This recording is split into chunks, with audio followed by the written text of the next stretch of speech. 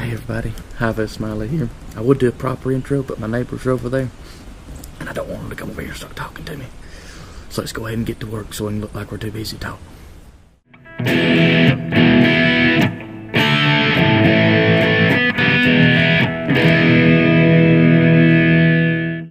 They're gone, so now I can just pretty much do what I want out here. That's awesome. I never get this lucky. This is great. Alright. Firstly, I hate doing this handheld stuff, so I wouldn't be doing it if I didn't have to, but of course my landlord's being out there. Couldn't do a proper intro, so that's just the hand I've been dealt. Today we're going to do kind of a walkthrough of how to adjust the chain, clean the chain. I'm not going to focus so much on cleaning, but the specific procedure to adjust the FZ-07 chain, because it's a little bit different. That's the sort of thing that new riders usually fall short on and don't do enough of, is chain maintenance. And so, you know, I was a noob. I had to do a lot of research myself. I kind of want to eliminate some of the heartache that you have when you're a new rider trying to learn how to do all this complicated motorcycle crap. So we're going to get this stand here, and I'm going to walk through pretty much everything you need to know, what tools you need to have, without being super like Build Series Z or super vloggy with this stupid handheld stuff. So let's get to it. Okay, the first hurdle you're going to have to jump as a new rider is getting a lifting solution. Now, there's plenty of people who have made do with just rolling the motorcycle around the yard to do chain work and stuff like that, and that's fine, but if you've got the money to drop on a motorcycle, you probably can afford a less than $100 stand. So that's what I've got here. I don't have a pit bull. This is one of the cheapest ones I could find that looked to be decently built. I bought it from RevZilla. Of course, there'll be a link in the description for it. But it's not even that easy for an FZ-07, because an FZ-07, as you'll quickly find out, does not have provisions for the standard hook and puck system, where you got a little disc mounted to the swing arm that you can stick this hook through. Hook with this and lift the bike up, and it's super stable. So since the FZ-07 doesn't have provisions for those pucks, you have to use this side, which is flat, which just picks it up by the bottom of the swing arm. Some people will tell you, if you read through the forums, that that's not really a secure way to do it. It's fine. I've had absolutely no trouble. I've serviced the chain several times on this thing, and it's never once even offered to slip or do anything, so it's fine. So let's put it on there and get to work. Before we get too carried away, let's get the first and most important tool that we should have, the owner's manual. In every owner's manual you will find procedures for everything you need to know, like adjusting the chain. To check the slack, it says plainly right here, place the motorcycle on the side stand, which means it will have to be on the kickstand when we do all the measuring, if we're going to go by the measurements that they provide, that between 2 and 2.2 inches. Okay, let's check the slack here.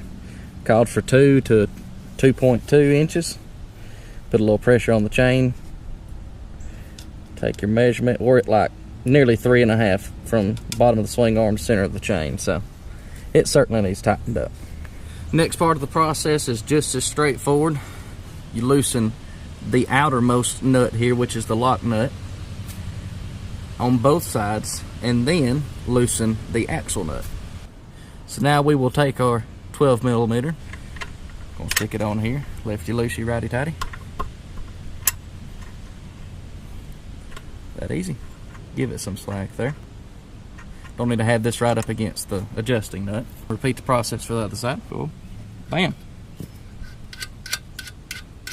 Alright, to the axle nut. Alright, we're back to this side of the bike. You will require a 27mm. You'll have to use a socket on this axle nut here. Even me, being a technician of several years in the automotive field, I didn't have a 27 on hand. I spent $60 on this thing here, because, you know, I only buy that handmade, high quality boutique stuff for this thing.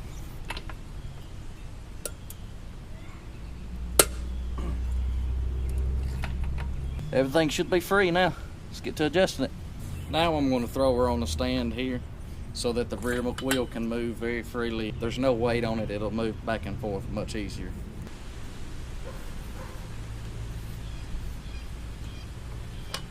And now it's as easy as turning this nut, which is also a 12mm, and making sure that once we're done, it's fairly hard to see on video here, but these tick marks here, that we've got the same amount on both sides, so that the axle is straight.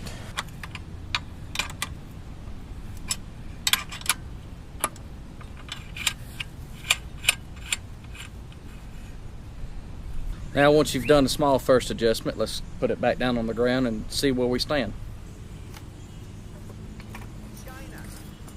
We're at 2.5 from bottom of the swing arm to center of the chain. You know what, I need to double check that that's where they want you to measure at, the center of the chain.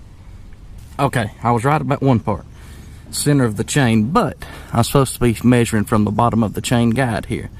So, with a little bit of force here, and putting it at the bottom of the chain guide, we are at between 2 inches and 2 1/4. So, still looks perfect to me. Chill. We can get to tightening everything back up, making sure our measurements stay the same, and getting to cleaning this nasty pig. All we got to do now is just reverse the order of things that we loosen, tighten them back up, and then double check it, because I like to do that, and we'll be good to go. But I want to make a point here. I'm in the owner's manual again, okay? Axle nut torque, 76 foot-pounds. Okay, you're probably thinking, you know, this guy's fat, goofy looking, got hair like a homo, and he's got all these tools out and measuring tapes and all this and talking about foot-pounds of torque and all this stuff. And I want to make a point, and I don't want to preach to you, but there's absolutely nothing wrong with doing things the right way. There is absolutely nothing wrong with buying yourself a nice torque wrench and using, in places that it's feasible, a torque wrench to secure things, okay? And I'm not even being perfect here. I've got an adapter between my 1/2-inch socket and my 3/8 ratchet. That's kind of a no-no. I'll compensate that and tighten it a few extra, you know, dial it up a few extra foot-pounds here. But, you know, the whole measuring tape thing, yeah, you kind of look goofy doing it, but I'm at home. I don't care who's looking at me. You know, there's no shame in my game. I don't care that if I took it to some shop, they just slam it together. Ah, that looks pretty good. And tighten everything down. Because I myself, with automotive things, I can do that. I've got a really good idea of how many ratchets of my impact gun means how many foot-pounds, you know, and it's okay to do that. But it's also okay to do this. It's actually preferred in a lot of cases, because this way it removes the human error. Even as a professional nut turner up to this point, I could mess something up because I'm not used to this thing. And this right here is a good way to make sure that you do everything you can to not make mistakes. Because an axle nut falling off when you're going down the road, that'd be a pretty freaking big deal. So, you know, don't take it up to the dealer to service your chain. You're better than that. But when you do it, you know, at least attempt to do everything you can, and that everything you're able to make sure it's done the right way. So Reverend Smiley's done preaching. Let's get back to putting this thing together. They already have it tight enough, which means it may be a little too tight. We made it to 79, but I haven't turned it yet, so let's see what it takes to turn it. I moved it a little bit then. 100 foot-pounds. We've got that way over tightened. I don't recognize my own strength.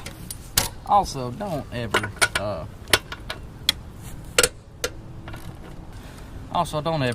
loosen anything with your torque wrench. Just keep it to do torquing, and that's it. See?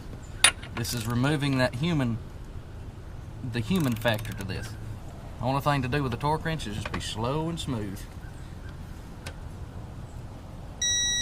Don't know if y'all can see that, but it'll count up if you can pay attention and turn it at the same time. It'll count up and show you how much torque you're applying on something. I'm gonna hit it again. 80.8. I'd say that's perfect. I'm going to use 1/12 to hold the adjusting nut while I tighten the lock nut. And this is only supposed to be about like 12 foot-pounds, I think it was, so don't honk on that either. Hold the adjuster, tighten the lock nut. Check, make sure our tick marks on the same on both sides so that the axle is straight. Yep. We're between about 2 and 2.5, which is fine. Me being a 220-pound fatso, I wouldn't mind running my chain a little bit loose because I compress the suspension more than the average fella, so I'll take that and run with it.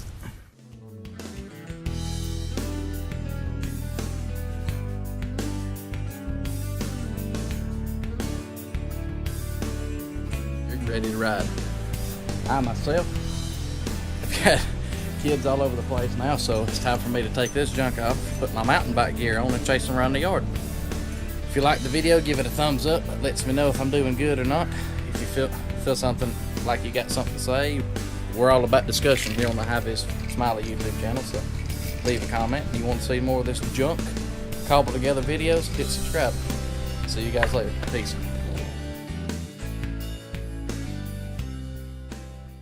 And this dog can just move. Shoot the camera. And then you just pull this back, and then just shoot the camera too. Wow! Oh, I shoot the camera, and that's how you do it. Do it. Alright, turn it off.